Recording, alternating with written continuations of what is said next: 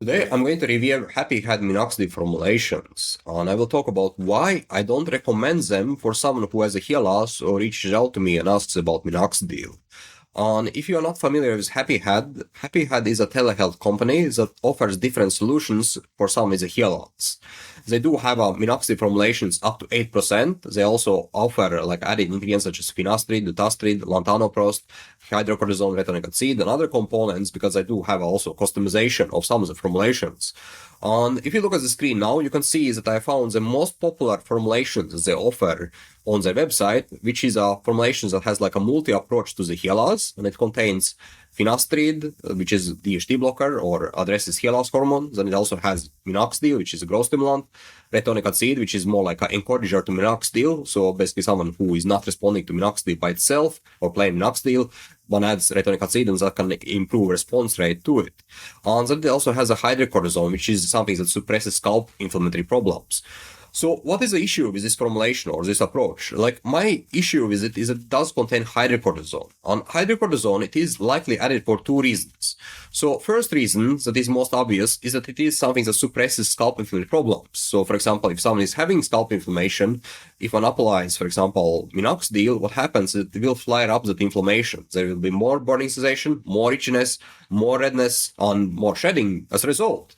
But when one has, let's say, hydrocortisone in the formulation, it helps to suppress that inflammation and makes it possible to apply topical without aggravating or flaring up that inflammation. Another reason, by adding hydrocortisone, it is very likely that it helps to mask away the harshness of the formulation. So, for example, if the formulation has a harsh inactive ingredients in it or carriers in it, it is something that can be masked away by adding hydrocortisone, and that again can help to, for someone who has a very sensitive scalp, be able to apply this formulation. And the thing with hydrocortisone is that it is something that is a corticosteroid, and usually it is not problematical if one use it for short term. Let's say, for example, to address specific skin disease or inflammatory problem for a shorter time, let's say a week or two, for example. But the issue here is that if one applies it in terms of minoxidil, what happens is that it is intended to be used long term, day after day, year after year, and so on. And this is something that can potentially lead to side effects. And if you're not familiar with side effects from corticosteroids and also hydrocortisone, it is something that can have a skin thinning effect. And this is a concern because what happens if there is actually this kind of side effect, it can weaken the follicles as well long term, right? So again, it's not going to happen after a couple applications, but if one keeps using it for a very long time, it is a concern. And skin thinning is definitely something that one has to keep in mind if one is considering a hair transplant later on. And thing with, for example, suppressing inflammation itself is that it doesn't address the inflammation from the root causes, right? So if the inflammation is not addressed and one just kind of suppress it by application of corticosteroid or hydrocortisone, what happens over time is that inflammation becomes more and more intense. And then over time, it's not enough just to address it with, for example, corticosteroids such as hydrocortisone. And one has to step it up to a stronger steroid to address the problem. So my point here is that it is always more wise to address inflammation from the root causes, right? Why the inflammation is in the first place without being dependent on the formulation such as this one here. And if you look at the other formulations that the Happy Heads offers, you can see that most of them do have a hydrocortisone in them. So this one here is a formulation with dutasteride that is also popular according to the website. And it also contains hydrocortisone. And if you look at this one here, it is a formulation with minoxidil and retinoic acid. And it also has a hydrocortisone in it. As well as this one here with lantanoprost and the other components. Let's say this one here actually shows inactive components. And this one here actually contains also aloe vera gel, which is something that has a hydrating effect on the scalp, soothing effect, but it does contain harsher ingredients such as propylene glycol, ethylene alcohol, right? So again, it does help to mask away the problem with hydrocortisone, but it's not the solution, right, to the issue. The next ingredients I found concerning regarding Happy Head is that they do have an option to add ketoconazole to their formulation, such as this one here, right? So basically it is possible to opt in for ketoconazole 2.5% added to formulation of minoxidil. And as they write it here on the website, you can see that it does help to reduce dandruff, scalp irritation, for example, and it can help to some degree to address DHT angle.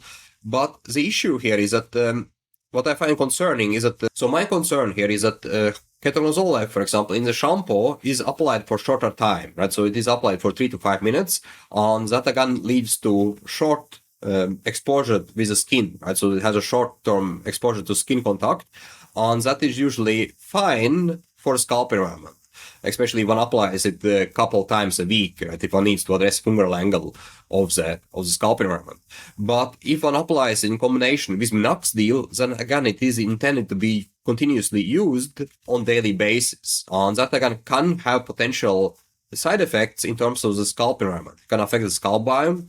It also can affect the follicles itself by basically causing some scaling around the follicles. And again, it's not going to directly cause hair loss, but it is not ideal for the scalp environment long term. And there is always risk of systemic absorption of ketoconazole as well, right? So if it is again applied as shampoo short term for 3 to 5 minutes, it is unlikely to be causing a problem. But if it is applied long term and kept until next hair wash, which is intended with the minoxidil formulations, then it can potentially have a systemic effect as well. On systemic absorption of ketoconazole is also highly concerning, right? So those are basically things that I want to share with you, why I don't recommend Happy Head formulations to someone with hair loss. And if you are someone who is struggling, for example, with scalp inflammation, or you do have, for example, dandruff, scalp irritation, buildup of sebum, excessive oil pulling, for example, redness, itchiness, then you have to address the problem from the root cause. You have to find out what is actually causing that there is inflammation in the first place, that your scalp is out of balance, right? And by solving the problem, it can help you to avoid using formulations that, for example, contains ketoconazole or contains hydrocortisone, because you won't need it. You can just use a plain minoxidil. And I personally was dealing with scalp inflammatory problem myself for about 2 years. So what happened is that I was able to solve my scalp inflammation, and I haven't had any inflammatory problems on my scalp for more than a decade, right? So again, even if you are having a scalp inflammation that has been occurring for a very long time, it is still possible to solve the problem, and you can just apply plain minoxidil to regrow your hair. You don't need to have added hydrocortisone or ketoconazole to the formulation. And if you are someone who is struggling with this problem, you can check out my previous videos that I made about inflammatory problems, or you can get hold of the RRF Workbook, which is more like a roadmap with the specific steps to address the problems that is causing scalp issues, that is imbalance in scalp environment. Then you can implement them to address the problems you're having. And also, if you are someone who wants to have more guidance, more support, then I do have consultations as well, and you can find links for both of them below this video. Let me know in the comments what you found useful in this video, on what is your thoughts about hydrocortisone added to minoxidil, and we can catch up there. Thanks for watching, see you guys, and see you next time.